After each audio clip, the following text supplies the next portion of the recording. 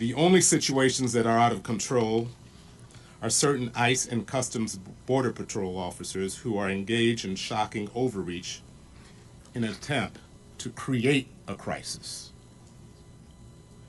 In fact, President Trump's own statements over time demonstrate that this is not at all about an emergency. He said specifically that he wants to use American cities as military training grounds.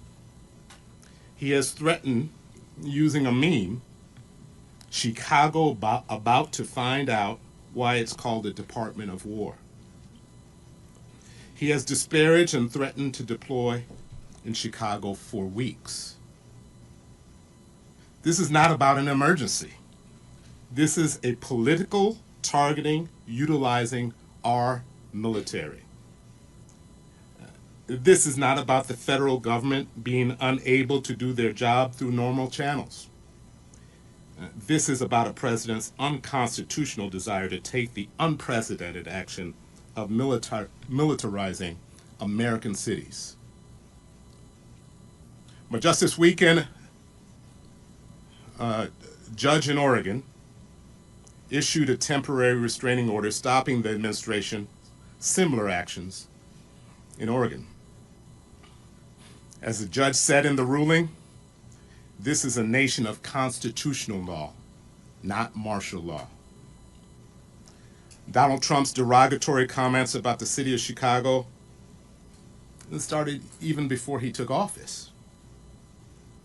Without any official communication with the state, Operation Midway Blitz began bringing federal immigration teams in unconstitutional detentions and raids that have caused mass panic and protests and injuries. And the shooting of a Franklin Park resident and father during an attempted warrantless vehicle stop by federal agents. Throughout the month of September, it is federal agents who have escalated tactics, with the head of the Customs and Border Patrol operations in Chicago threatening that ICE would bring a shit show to Broadview, which is what they have created.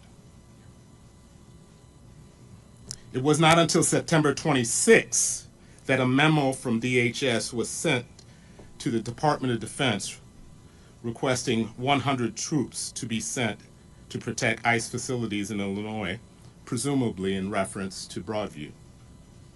That memo was emailed to a member of the Illinois National Guard on September 29, requesting troops to integrate with federal law enforcement operations. The state received no further communication until the morning of October 4th, a Saturday. At that time, Adjutant General Rodney Boyd received a call from the U.S. military asking them to start the process of calling up 300 members of the Illinois National Guard. It was followed by a memo stating that the president has directed the mobilization of at least 300 members of the Illinois National Guard to protect the federal personnel, functions, and property in Illinois, with no further specifics. The memo explicitly stated that if the state did not agree to the request within 2 hours, the Secretary of the Department of Defense would federalize and deploy as many National Guard troops as he wants. Because there is no public safety need or other emergency requiring the National Guard intervention, Illinois again declined to voluntarily call up troops that we don't need or want.